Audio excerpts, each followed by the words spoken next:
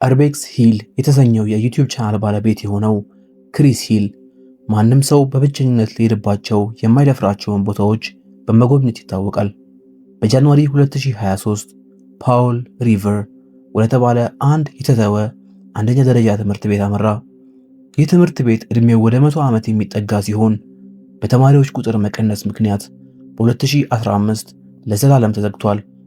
ምንም እንኳን መንግስት ህንፃውን ወደ መኖሪያነት ለመቀየር እቅድ የነበረው ቢሆንም በ2024 እስካሁን ድረስ ግን ትምህርት ቤቱ ፈራርሶ በቆሻሻ ተሞልቶና አስፈሪ ሆኖ ይገኛል። ክሪስ ወደዚህ ህንፃ የገባው ሌሊት ላይ ያውም በብቸኝነት ነበር። ወደ ትምህርት ቤቱ እንደገባ የሚቀበለው ድባብ ቀዝቃዛና አስፈሪ ነው። የታችኛው ክፍል በጎርፍ ተጥለቅልቋል። ግድግዳዎቹ ተላልጠዋል። የድሮ መማሪያ መጽሐፎችና ወረቀቶች በየቦታው ተበትነዋል። ክሪስ በጨለማ ውስጥ እየተዘዋወረ እያለ አንድ ነገር አስተዋለ። በጥቁር ሰሌዳዎች ላይ በቅርብ ጊዜ የተጻፉ የኖራ ጽሑፎች ይታያሉ። ይህም የሚያሳየው ከእሱ በፊት በቅርቡ እዚህ ቤት ውስጥ የነበሩ ሰዎች እንዳሉ ነው።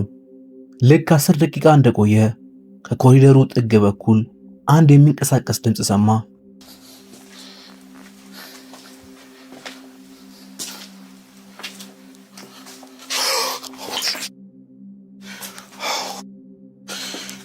Somebody's in there.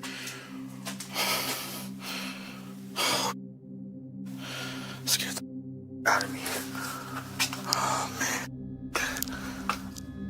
ክሪስ ምንድነው ያ እያለ በባትሪው ሲያበራ አንድ ሰው ኮሪደሩ ላይ ቆሞ አየ። ልቡ በድንጋጤ ሊወድቅ ደረሰ። ነገር ግን ጠጋ ብሎ ሲያየው ያየው ነገር እውነተኛ ሰው ሳይሆን ሆን ተብሎ ሰውን ለማስደንገጥ የተቀመጠ አሻንጉሊት መሆኑን አረጋገጠ።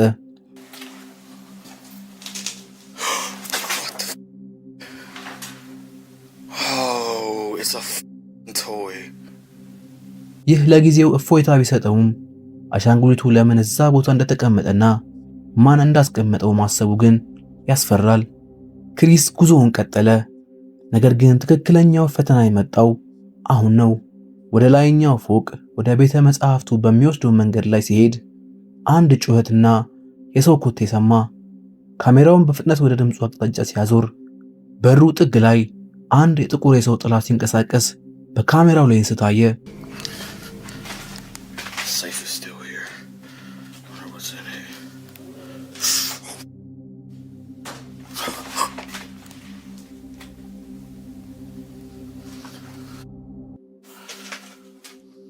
ጥላው የአሻንጉሊት አልነበረም፣ የሚንቀሳቀስ ሰው ነበር። ክሪስ ሽጉጡን አውጥቶ ማን አለ እዛ እያለ ፍተሻ ቢያደርግም ክፍሉ ባዶ ነበር። ነገር ግን ከህንፃው ለመውጣት ሲሞክር ከላይኛው ፎቅ ደረጃ ላይ የሰው ኮቴ ሰማ።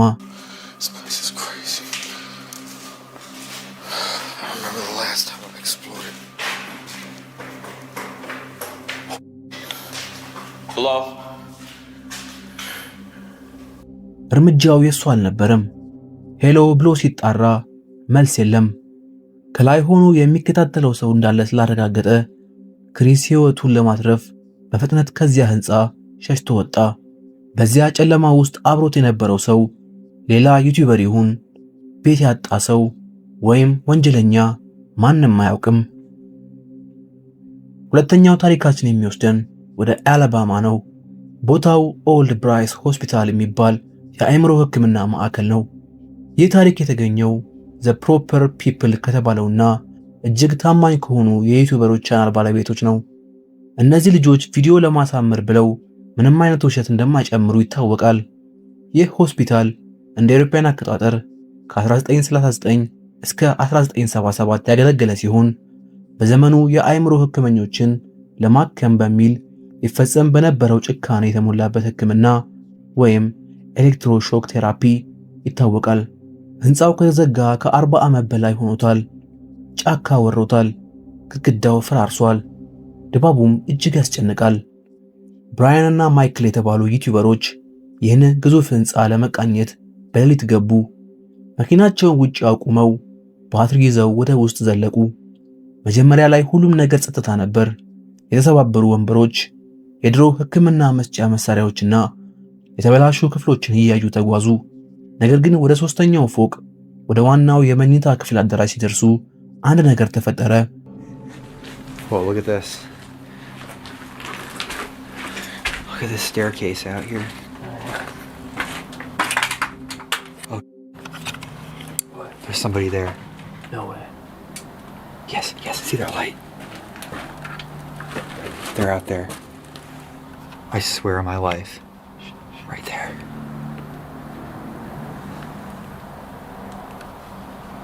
I hear him. Should I say hello? Yeah. There's somebody out there.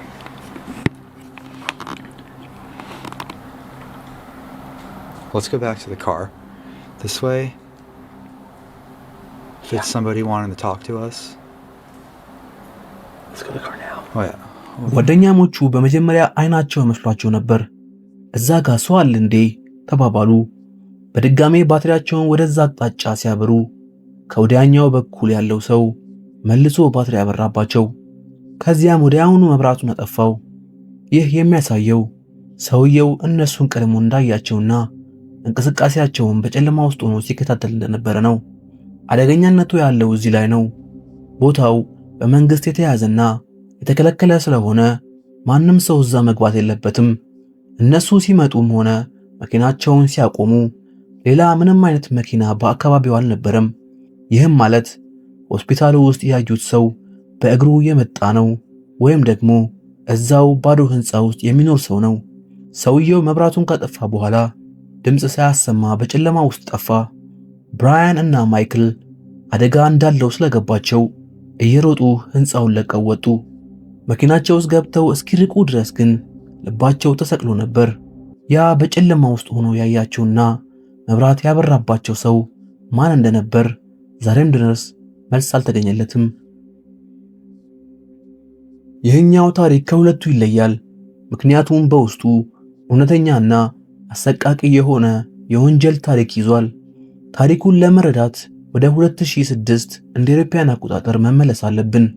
ቪንሰንት ፊሊያ የተባለ የ36 ዓመት ወንጀለኛ በደቡብ ካሮላይና ጫካ ውስጥ ራሱን ደብቆ ይኖር ነበር። ይህ ሰው ሴፕቴምበር 2006 ላይ ኤልዛቤት ሾፍ የተባለች የ14 ዓመት ታዳጊ ከትምህርት ቤት አውቶቡስ ወርዳ ወደ ቤት ስትሄድ አድፍጦ ጠበቃት። ፖሊስ መስሎ ቀረባትና ያልተፈቀደ እጽ ይዘሻል ብሎ በውሸት ካቴና አሰራት። ከዚያም ወደ ጫካ ውስጥ ወሰዳት። ጫካ ውስጥ መሬት ቆፍሮ የሰራው ምስጢራዊ ዋሻ ነበር። ኤልዛቤትን እዛ ጉድጓድ ውስጥ አስገብቶ ለ10 ቀናት አሰራት። ልጅቷ ግን ብልህ ነበረች። ሰውየው እሷን እንዳይገላት ስትል እንደምትወደውና እንደማትከዳው አስመስላ ተጠጋችው። ሰውየውም ማመናት። ከቀናት በኋላ ስልኩን ሰጣት። እሷም ይህንን አጋጣሚ ተጠቅማ ለእናቷ እርጂኝ፣ ጫካ ውስጥ ታግቻለሁ፣ ቦምብ አለ የሚል መልእክት ላከች። ፖሊስ ስልኩን ተከታትሎ ልጅቷን አዳናት። ወንጀለኛው ቪንሰንት ከፖሊስ ጋር ተኩስ ገጥሞ ሊያመልጥ ሲል ተያዘ። በ2021ም እስር ቤት ውስጥ ሞተ። አሁን ወደ 2003 እንመለስ። ቢግ ባንክስ የተባለ ዩቲዩበር ይህ ወንጀል የተፈጸመበትን ቦታና የተተወውን የወንጀለኛውን ቤት ለመጎብኘት ሄደ። ቤቱ ጫካ ውስጥ የሚገኝ ሲሆን ከውጭ ሲታይ ማንም የነካው አይመስልም። ዩቲዩበሩ ወደ ውስጥ ሲገባ ያያቸው ነገሮች ግን በጣም ይረብሻሉ። በወንጀለኛው ቤት ውስጥ የልጆች ቦርሳ፣ መጫወቻዎችና የሴት ልብሶች ተከምረው ይገኛሉ። ይህ የትንሽ ልጅ ቦርሳ ነው። እዚህ ውስጥ ምን ይሰራል? ይላል ዩቲዩበሩ። ይህ ወንጀለኛ ከኤልሳቤት በፊት ሌሎች ልጆችን አግቶ ነበር ወይ የሚል ጥያቄ ያስነሳል። ይባስ ብሎ ቤቱ ውስጥ ስትሬንጀርስ የሚል አስፈሪ ፊልም ሲዲ እና የተለያዩ የጦር መሳሪያዎችን ተገኝተዋል። የመጨረሻው ታሪካችን እንደ ሌሎቹ የሚያስፈራ ሳይሆን እጅግ ልብ የሚሰብርና አሳዛኝ ነው።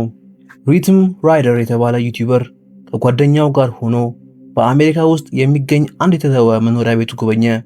እንደተባለው ከሆነ እዚህ ቤት ውስጥ ትኖር የነበረችው ሴት ባለቤቷ ከሞተ በኋላ ብቻዋን ነበር የምትኖረው። ቤቱ ውስጥ ሲገቡ የተመለከቱት ነገር አስገረማቸው። ቤቱ አልተዘረፈም፣ ሁሉም ነገር እንዳለ ነው። ውድ የሆኑ የብርጭቆ ዕቃዎች፣ ሳህኖች፣ ቴሌቪዥንና አልጋዎች ንጹህ ሆነው ተቀምጠዋል። ልክ ባለቤቷ ለአፍታ ወጣ ብላ የምትመለስ ነው የሚመስለው። ይህም የሚያሳየን ቤቱ ለሌቦች እንኳን እንደማይመች ወይም የሆነ የከበደ ታሪክ እንዳለው ነው።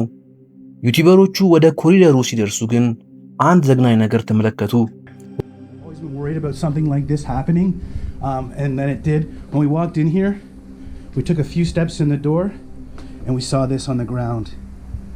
Now, for those who can't figure that, figure out what that is a body stain.